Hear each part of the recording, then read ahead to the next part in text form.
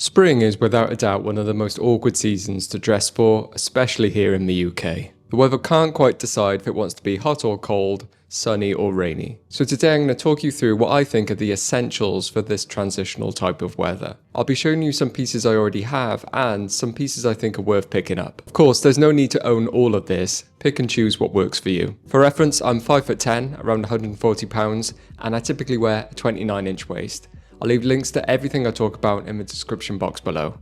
Let's get into it. Short jackets. The first thing we need to start thinking about differently in spring are jackets. You'll want something a bit lighter weight so you don't overheat, but still with protection from the elements. One of my recommendations, and quite frankly favourite jackets of all time, is the Barber Spey. The waxed cotton is thick enough to keep you comfortably warm, especially with the inner lining, and it's naturally water resistant, so very suitable as a spring jacket for when it decides to start raining. At the same time, it's lightweight enough to not overburden you. That is in some part down to that shorter length as well, which looks great in my opinion. If you like the style but want a more affordable option, then definitely check out the Uniqlo short blues on. It'll give you a very similar look and feel. I've owned one in the past and can't fault it. Now I can't do a spring video without mentioning denim jackets. They have all those same characteristics of being the ideal mid-weight, shorter length, and the additional bonus of blue denim giving your rotation a bit of brightness. In fact, blue denim in general is a spring essential on its own. But it's no secret my favourite denim jacket is the Lee Storm Rider, specifically vintage ones, because they have the best overall shape in my opinion, and you can find them dirt cheap on eBay. If you don't want to mess around with secondhand, then the RRL Leland jacket, I think it's called,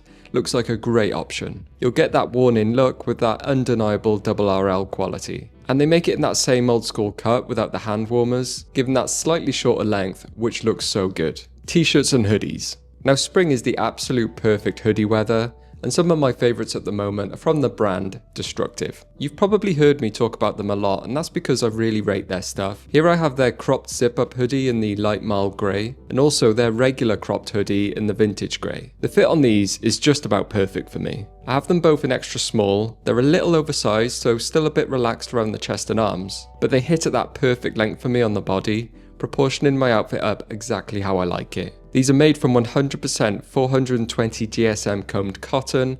They feel sturdy and substantial. They're crafted in Portugal and have a lifetime promise. You don't see that on many clothes. The light grey is great to freshen up your wardrobe after so many dark winter months, and the vintage grey just has that amazing faded in look. While we're talking about Destructive, we have to talk about their t-shirts as well. Like I said, with the weather being all over the place, we're going to start seeing warmer temperatures during spring, so getting ahead of the game and having some t-shirts ready is essential. These are some of my favourite relaxed fitting tees. They're the Destructive Cropped t-shirts, and they follow that same pattern as the hoodies in terms of fit. Again, I have both of these in size extra small. They're made from 100% 280 GSM combed cotton, still sturdy feeling but not super heavyweight to a point where they feel uncomfortable. And of course, they come with that lifetime promise as well. I think these and the hoodies are a great price on their own, but Destructive also have a 3 items for the price of 2 offer, which is a banging deal to be fair. I'll leave links to all of these down in the description box below. Knitwear is often associated with winter, but it's actually so good for spring as well. Particularly cardigans. If you don't fancy a jacket, but it's still a bit too chilly for a t-shirt, then cardigans are my go-to. I picked up this one recently from Uniqlo. It was dirt cheap, £5 from Vinted if you can believe it. It's their women's souffle cardigan, which is still very affordable if you want to buy it new. But in this dark brown colour, I think it looks so chic and high-end compared to its price. The dark colour combined with the 3 large buttons and that boxy fit, along with the souffle yarn texture, it all adds up to make it look like something that would just cost a lot. I got it in size medium by the way. Another one of my all-time favourite cardigans is this vintage 1950s one. It's a varsity cardigan and I got it from a specialist seller on Etsy. It's made from 100% worsted wool, which is a lot thicker and heavier weight than the Uniqlo one, but still quite affordable. I picked this up for around 50 quid.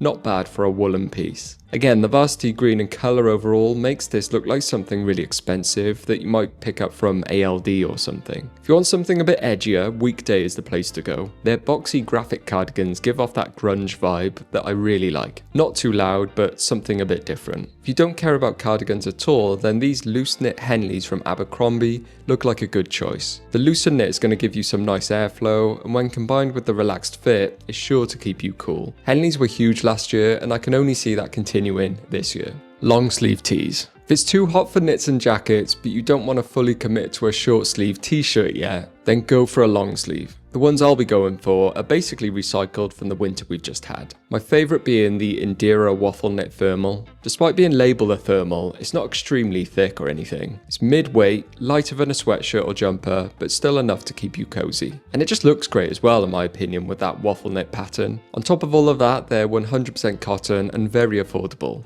You can get them off Amazon. They look just fine on their own, but I do love to wear these underneath a relaxed short sleeve tee. Something vintage or even those destructive tees from earlier are going to be ideal. This whole getup is just great for spring weather in my opinion, and that long sleeve is an essential part of it. Tank tops. Now I had to add these in because you may have spotted me wearing them earlier in the video.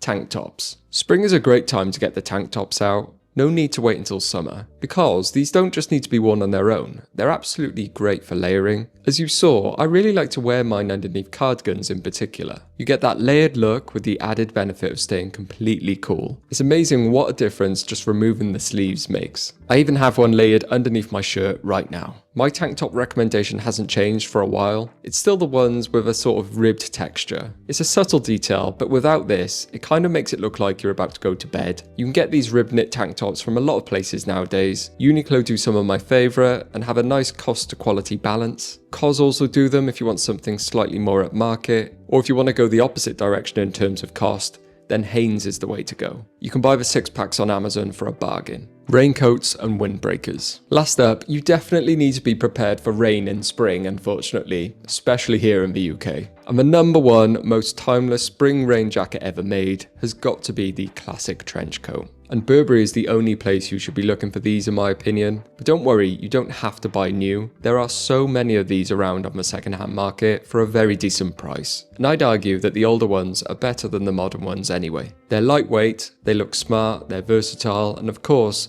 they're water resistant. It's the spring version of the winter overcoat.